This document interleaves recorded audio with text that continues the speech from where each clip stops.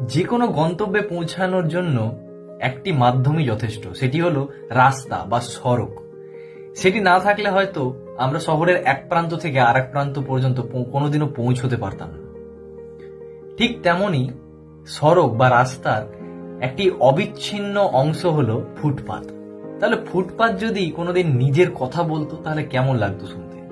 রাস্তার পাশেই জায়গা আমার, নামটি আমার ফুটপাত, হাঁটা ছাড়া সকল রকম চলতে থাকে উৎপাত।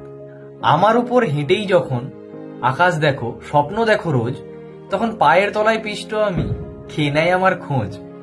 আমার উপর দোকান চালায়, দামটি ভারী সস্তা, রেস্তোরাঁতে ট্যাক্সের খাবার সবই পচা বস্তা।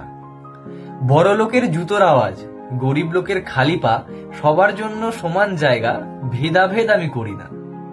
আবার অনেক লোকে বলে শুনি, মাথার উপর ছাদ না থাক, এখন এটাই আমার বাড়ি। মাঝরাত্রে দেখে যেও আমার বুকেই শুয়ে আছে হাজার হাজার শাড়ি।